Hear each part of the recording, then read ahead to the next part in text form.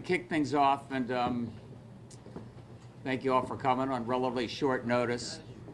I spent last year during the campaign saying the most important thing we can do as a state to get the state growing and moving again is to show people we can get our fiscal house in order, show people we can get a budget done on time, and show taxpayers of the state that we can live within our means.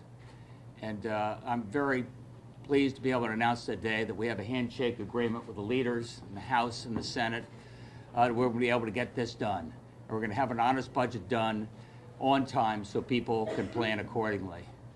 And I got to tell you, first time I've been in this cycle, I've been really impressed with the leadership, the top leadership of Probst and finance, what we've been able to put together. Paul Mounds and Melissa, they haven't slept in a few days. And they've been working their heart out to make sure that we can honor this promise to each and every one of you. It's a budget I'm proud of on a number of different fronts. You know, we inherited a deficit of over $3.5 billion in the next biennium. And we're going to get a budget that's balanced without raising tax rates on anybody. It's a budget where we said, look, we're going to try and modernize our sales tax structure, and working collaboratively with our friends in the legislature, we've begun to do that when we look at the digital economy. In fact, you want to know why sales tax revenues are already up compared to what we had expected. That's because of sales tax applying to e-commerce and what we're going to do going forward there. I said I'm going to honor the rainy day fund, and we're not going to be robbing from that fund. And we're doing that. In fact, we'll be adding money to it, so we'll have over $2 billion in the rainy day fund by the end of this fiscal year. So we're well positioned in terms of being able to weather a downturn if that was to happen. I said we're also going to have a budget that keeps faith with the future of the state, and that starts with education for me. And Susan and I said we're going to make investments in education, and that's what we've done. We're going to have, you know, every mayor, every superintendent of schools all told me the same thing. I don't expect to get a lot more money from you, Gov, in this next budget, but get it to me on time so I can plan accordingly. Not only are you getting it on time so you can plan accordingly, but our cities, our most distressed schools are going to be getting more money, a lot more money, $40 million and $80 million in the next 2 years. You add that to what we're doing with the generosity of the Dalio Foundation, money that's going to go to those kids who are disconnected and disadvantaged. We're going to do everything we can to make sure they're well prepared for this 21st century economy.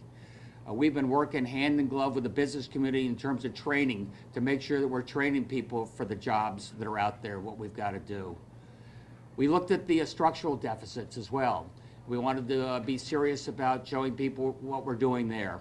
And I think you're going to see in this budget that we're finding significant savings in employee health care costs, not only in this first biennium, money over $45 million in this first half, and then for the second half of the biennium, you know, we'll be up to $150 million in total savings on health care state employee plans. We've worked hard to fix what was a real risk to us in terms of the teachers' pension fund. And if there was an economic downturn, how much that could have cost the state and how that would have jeopardized, to some degree, the pensions for a lot of our teachers who have earned it and deserve it. So working with Treasurer Wooden, we put in place a strategy that's going to allow us to smooth that out over a period of time, reduce our costs, and most importantly, take that cliff, take that risk out of the teachers' pension fund going forward. Other thing on healthcare it's worth remembering is we're expanding coverage to another 4,000 folks under Medicaid. So slowly over time, we can provide the universal health care that's a right people need and deserve. We're going to get this voted on.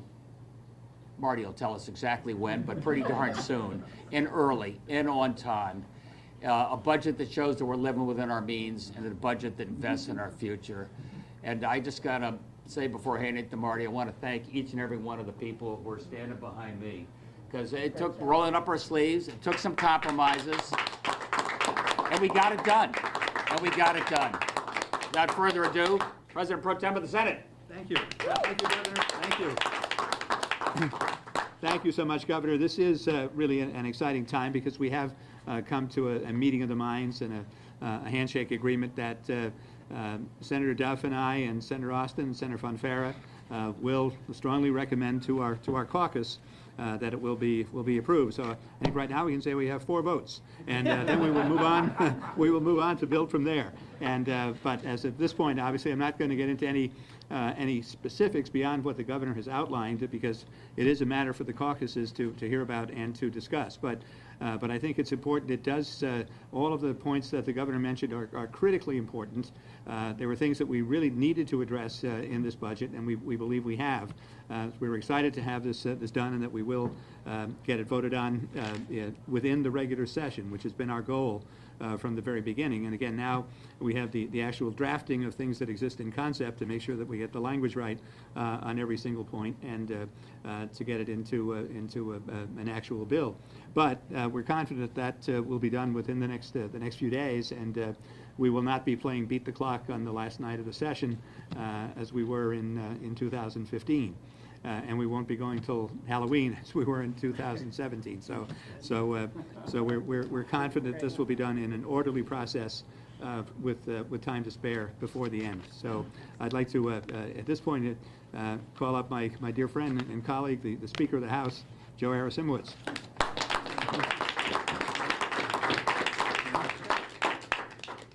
So what I liked the most about this process, it really was a team approach. Our chairs from the House, Representative Walker and Representative Rojas, really worked well, obviously, with their co-chairs, but also how we were embraced by the governor's office. It was a real change to where we were able to air our differences and do so in a way that was still respectful for one another, and to be able to do it on time. It's really cool. And what are we doing in this budget? And what did the governor allow us to do? Because the governor's leadership was key to securing the hospital deal. Without the hospital deal, this budget would have been changed dramatically. And that's something that we couldn't do before, but it was done by his administration. But he also allowed us to preserve our phasing out of the taxes on Social Security and pension. We hear a lot of times that many people leave the state of Connecticut for more tax-friendlier climates, especially in retirement. Well, we're taking that off the table. We're going to tell them they're welcome to stay here, and we're going to exempt their Social Security and their pensions. What else are we doing? We're trying to keep our best and brightest here. We're going to undertake an aggressive workforce development plan with the governor's leadership, the public-private partnerships, to ensure that our kids get the training they need and stay here in the state of Connecticut. This is a great day for all of us in this room right now because we came together and did the task of coming up with a budget, but it really is a great day for the state of Connecticut. We're moving forward in the time frame allowed and laying out a blueprint from where we want the state to go. So it really was an inspirational process. I'm glad to have the leadership of the governor and the 2 best chairs of the committees with Tony Walker and Jason Rojas and my partner, Matt Ritter. So thank you.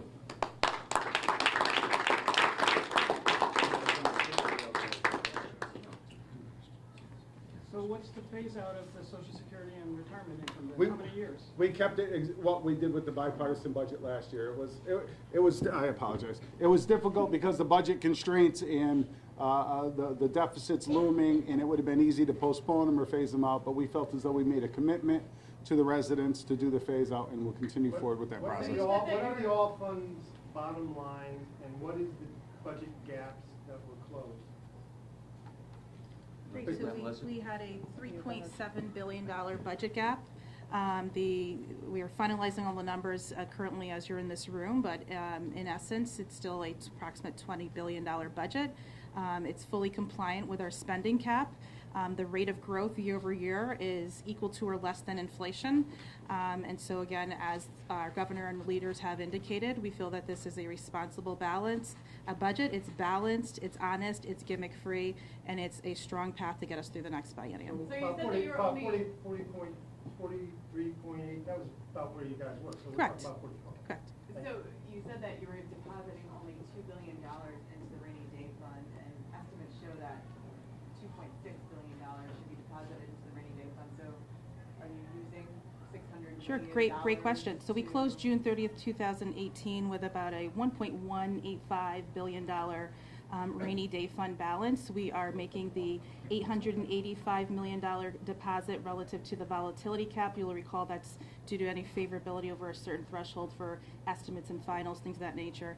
And then from our last comptroller's letter, you'll note that we had about a $571 million operating surplus. Consistent with the governor's budget, $381 million is reserved to address our teachers' pension reamortization, where those dollars will go into a reserve for the protection of bondholders. So that'll just be sitting in a reserve and eventually will return to the budget reserve fund. The remainder of that operating surplus will be utilized to address a potential tentative agreement with the hospital. So by and large, use of operating surplus is to mitigate against the cliff we're going to face with the teachers' pension system, as well as to satisfy and resolve significant litigation that we are exposed to with the hospitals. Did you reach an agreement on the capital gains tax? This budget does not include the capital gains tax. What about having towns and cities pay some into the teacher pensions? No? Not a component. Back to the hospitals. If I run my math there, it's 190 million for the hospitals. Will there be money from other funds to add to that, or is the hospital deal approximately 190 million? I cannot comment on the particulars of that hospital deal until we have a final executed agreement, but certainly, as indicated, a component of that arrangement would be a significant use of surplus to the tune of approximately $160 million.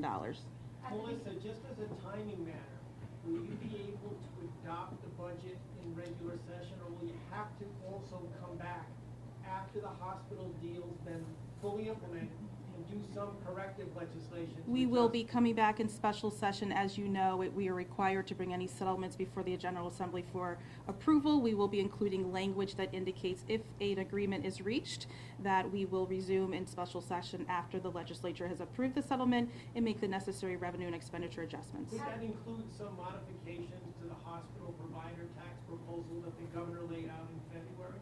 It could include modifications to revenues and expenditures that are reflected in the governor's as well as in the legislature's budget. At the beginning of the session, I remember that the governor's budget included a lot more expansion of the state sales tax. That's been narrowed down quite a bit. And I'm not going to ask you to spell out all the things, but how much money do you expect to generate from some of those things like dry cleaning? Sure. In total, it's just shy of $50 million by the second year of the biennium. So approximately $50 million. Well, what are some of the things that have been eliminated that were in the original budget? We know about sugary drinks. What else? Yeah, I mean, specifically, and I will speak for Marty and I, we've had brief overview with some of the caucus members. We do need to sit down with our entire caucus and go through it. One of the commitments we make to them is they're not going to find out in the news what they should be finding out from us. So this is the announcement of the tentative agreement. We will sit and go through line by line. They will get their town runs, and then again, we'll make ourselves available to answer additional questions. Will we get the town runs? At some point, yeah. I'm sure. Yeah. That matters to the local budget makers. It does. Yeah. Yeah. Are you speaking out this? Sure, I just want to make sure that the approach chairs or the finance chairs or anybody else want to say anything? Jordan, later? No, my job. We need to go vote. Yeah. That's my job. Matt, there's a microphone. Couple of things too. Are you confident that the progressive wing of the caucus, especially the House, will get on board with this? Do you have the votes? And when do you think that the I will say something. This divide does not exist. It's never existed. Our caucus, we got more round of applauses for our chairs when they presented this budget than I've seen on any bill in a long, long time. It'll be overwhelmingly supported by the Democratic caucus, we believe. You could be moderate, liberal, in between. Everyone understands there's compromise in the budget, but there is no divide in our caucus. We are a united team. We're ready to vote on this budget. And I think we're voting in the House now, so we should go. When can we expect it to happen, the debate and the vote? Saturday, Sunday? Before Wednesday. Before June 5th. Before June 5th. Hey, thank you, everybody. Thank you. Let's